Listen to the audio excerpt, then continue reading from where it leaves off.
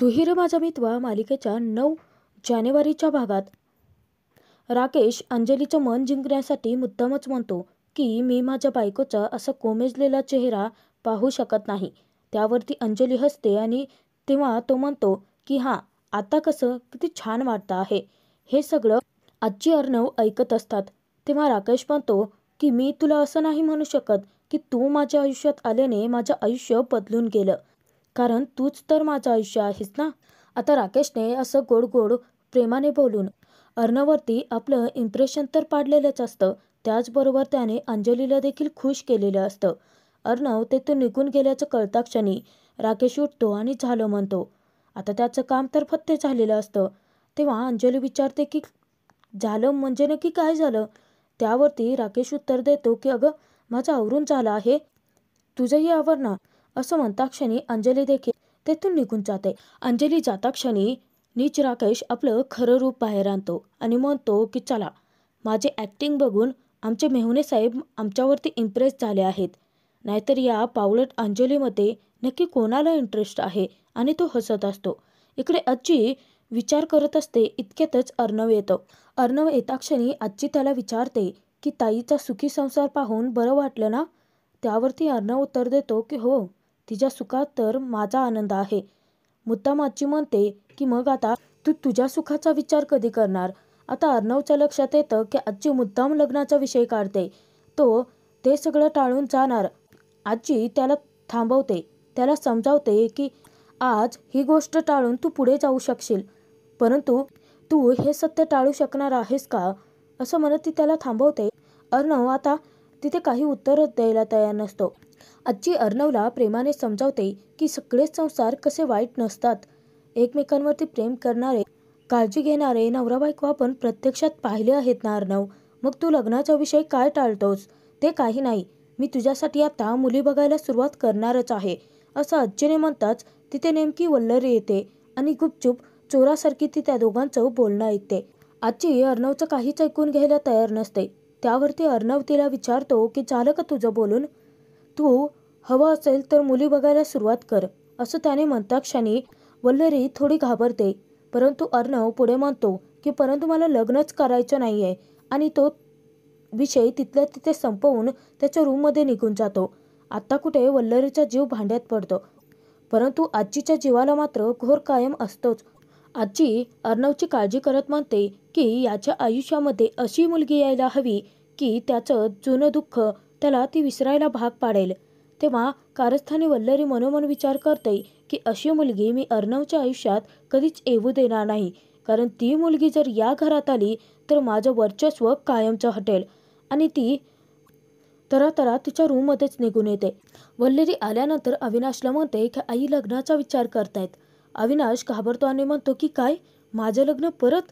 तेव्हा चिडलेली वल्लरी त्याला म्हणते की अहो तुमच्या नाही, अर्णवच्या लग्नाचा विचार करतायत. तेव्हा अर्णवच्या लग्नाचा विचार, आणि हे नक्की तुला कोणी सांगितलं. की नेहमीप्रमाणे चोरूनच ऐकलं बोलणं त्यांचं, असं अविनाशने म्हणताच वल्लरी त्याला म्हणते की काही नाही हो, आकाशवाणी झाली. परंतु आजी अर्णवच्या लग्नाचा विचार करते हे ऐकून अविनाशला तितकंच बरं वाटलेलं असतं. परंतु त्यासाठी नक्की वल्लरीची चिडचिड का होते याबद्दल तो तिला विचारतो. वल्लरीला काहीही करून अर्णवचं लग्न होऊच द्यायचं नसतं आणि म्हणून ती मुद्दाम म्हणते की अर्णवला लग्न करायचंच नाही आहे, तर हा सगळा अट्टहास कशासाठी. ऑफिसच्या कामांमध्ये तो सतत बिझी असतो ना. त्यावरती अविनाश म्हणतो की याचा अर्थ असा होत नाही की अर्णवने कधी लग्नच नाही करायचं. तर अविनाश तिथे वल्लरीला विचारतो की परंतु तू अर्णवच्या लग्नासाठी टाळाटाळ का करतेस. त्यावरती वल्लरी म्हणते की अर्णवची बायको म्हणजे ती कोण कुठली मुलगी जर या घरात आली तर सगळंच बदलेल ना. आता तिला भीती वाटत असते की तिचं त्या घरावरचे असणारे वर्चस्व, अधिकार सगळे काही आता हिरावून घेतले जातील. तर अविनाश म्हणतो की आता सगळंच बदलेल म्हणजे हे बघ, तू तुझ्या ना तोडक्या मोडक्या इंग्रजीमध्येच मला सांग म्हणजे मला कळेल, असं त्याने म्हणता क्षणी वल्लरी म्हणते की अहो अर्णवचं लग्न झालं तर आपला आकाश बाजूला पडेल ना. आता अविनाशला कळत नसतं की अर्णवच्या लग्नाशी आकाशचा नक्की संबंध काय. अविनाश तिथे वल्लरीला समजावतो की तू ना आता काहीतरी विचित्रच विचार करून बडबड करते आहेस, तुला झोप येत असेल कदाचित. आणि तुला येत नसेल ना तरी मला येते असं म्हणत तो झोपतो. तेव्हा वल्लरी मनोमन विचार करते की अर्णवच्या लग्नानंतर नक्की काय बदलणार आहे हे तुम्हाला सध्या तरी नाही कळत आहे. त्यावरती अविनाश म्हणतो की मनात बोलून झालं असेल तर गुपचूप झोपा. तेव्हा वल्लरी चिडते आणि झोपी जाते. त्याचनंतर दुसऱ्या दिवशी जवळकर काकांनी ईश्वरीला अर्णवच्या घरापर्यंत पोहोचवलेलं असतं. परंतु ईश्वरीला अजून माहिती नसतं की ते अर्णव राजशिर्केचंच घर आहे ते. तर ईश्वरी खूप खुश असते आणि जवळकर काकांना म्हणते की बरं झालं तुम्ही नेमकं याच बाजूला येत होता, नाहीतर एवढ्या मोठ्या मुंबईमध्ये मी हे घर कसं शोधलं असतं कोणास ठाऊक. त्यावरती जवळकर काका म्हणतात की फक्त तुझ्या आत्यासोबतच ना माझे योग जुळून येत नाहीत.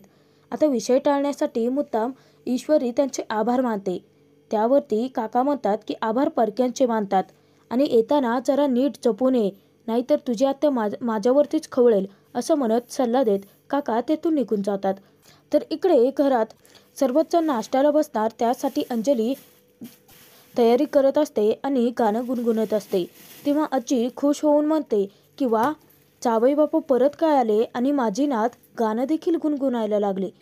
तर इतक्यातच राकेश आल्याने आजी म्हणते की बघा 100 वर्ष आयुष्य आहे माझ्या जावयाला. त्यावरती राकेश चांगुलपणाचा आव्हानात म्हणतो की आजी आता तुम्ही एवढं 100 वर्षांचं आयुष्य देतायत म्हटल्यानंतर अंजलीसोबत संपूर्ण 100 वर्षाचं आयुष्य घालवायला मला आवडेल असं म्हणून तो स्वतःचं इम्प्रेशन झाडत असतो. तर आजीला राकेशचं खूप कौतुक असतं. आजीचे आशीर्वाद घेऊन राकेश बाहेर पडणार, परंतु अंजली त्याला खाल्ल्याशिवाय बाहेर जाऊ देणार नसते आणि जबरदस्तीने ती त्याला नाश्त्यालाच बसवते. तेव्हा राकेश चिडतो आणि मनोमन अंजलीबाबत विचार करतो की ही बाई ना माझ्या डोक्यात जाते. नको त्यावेळी हिचं प्रेम अगदी उफाळूनच येतं. एखाद्या दिवशी ना गळा दाबून मारेलच मी हिला. आणि राकेश पुन्हा प्रेमाने समजावण्याचे नाटकं करत अंजलीला म्हणतो की आपलं कोणीतरी बाहेर वाट पाहत असेल असं त्याला ताटकळत ठेवणं बरोबर नाही आहे ना, म्हणजे माणुसकी ही जपायलाच हवी. तेव्हा अंजलीला राकेशचं खूप कौतुक वाटत असतं. ती भोळी बिचारी राकेशवरती पूर्ण विश्वास ठेवून असते आणि त्याचं कौतुक करत म्हणते की खरंच तुम्ही बाहेरच्यांचा देखील किती मनापासून विचार करता. अंजली राकेशला बाहेर गेल्यानंतर काहीतरी खाऊन घ्यायला सांगते. त्यावरती राकेश म्हणतो की अरे खाऊन घ्यायलाच पाहिजे ना, नाहीतर माझी ही हट्टी बायको फोन करून सतत मला त्रास देणार नाही का. त्यावरती अंजली आजीला हसू येतं. तर जाताना अंजली त्याला कार घेऊन जायला सांगते. त्यावरती साळसूतपणाचा आव्हानात राकेश तिच्यापुढे स्वतःचं इम्प्रेशन झाडतो आणि म्हणतो की नाही, हे सगळं मी नाही घेऊ शकत. हे सगळं माझ्या मेहुण्याचं अर्णवचं आहे. म्हणजे या बाबतीत तो माझं कधीच ऐकत नाही, परंतु तू तरी ऐक. ज्या दिवशी मी स्वतःची कार घेईन ना तेव्हा हक्काने जाईन, परंतु आत्ता नको आणि जास्तीचा विचार करू नको, कारण क्लायंटने माझ्यासाठी स्वतः कार पाठवली आहे, त्यामुळे काळजी करू नको असं म्हणत राकेश त्या दोघींचाही निरोप घेतो. तर राकेश तेथून निघून गेल्यानंतर आजीला त्याचं खूप कौतुक वाटतं.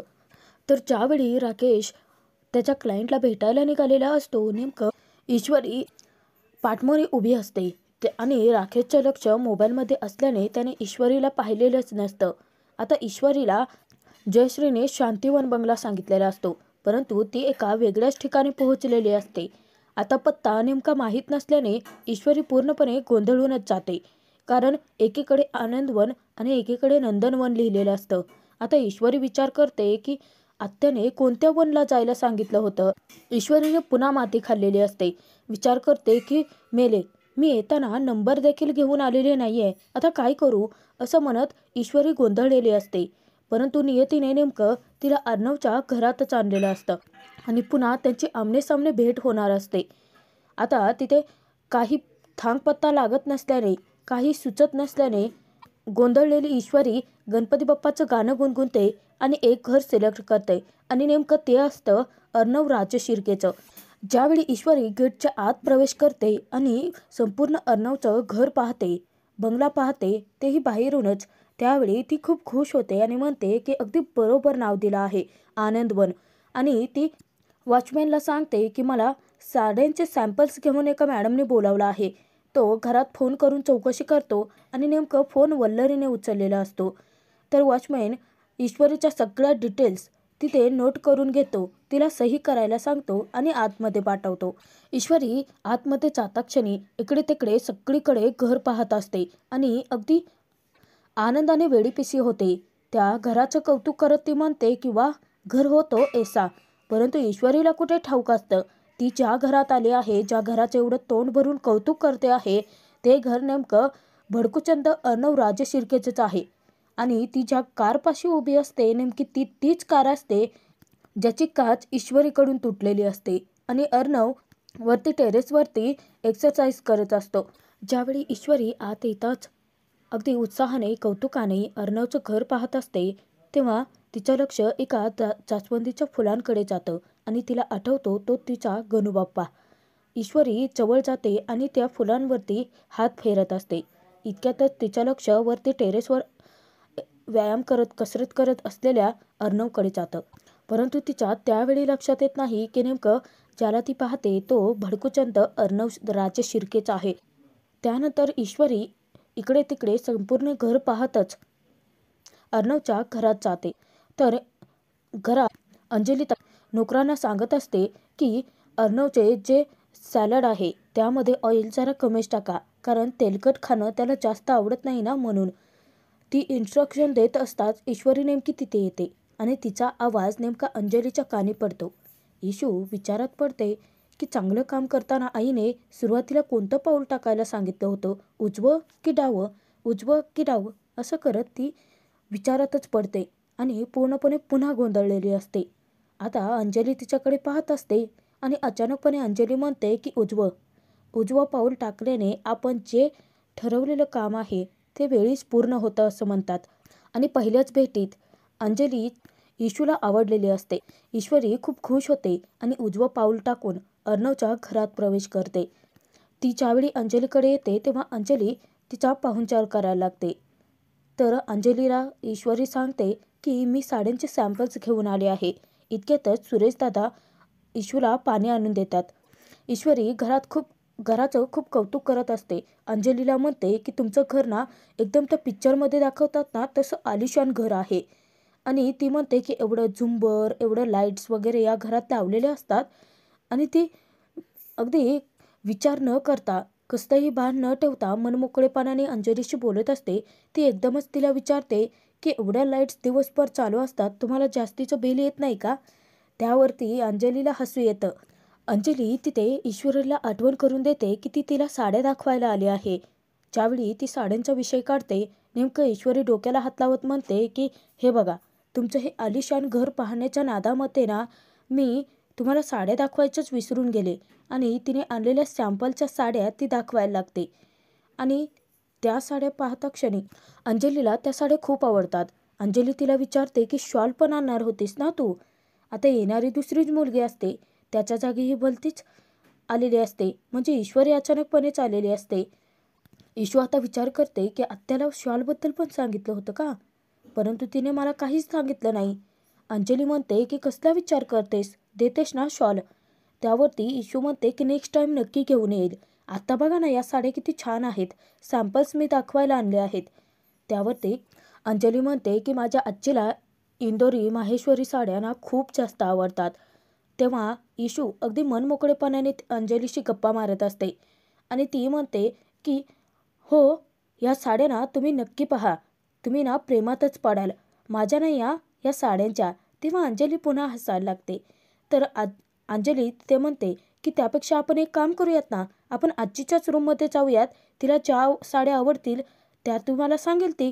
तेव्हा ईश्वरी म्हणते की ठीक आहे, परंतु अंजली चालत असता ती जरा लंगडतच चालत असते.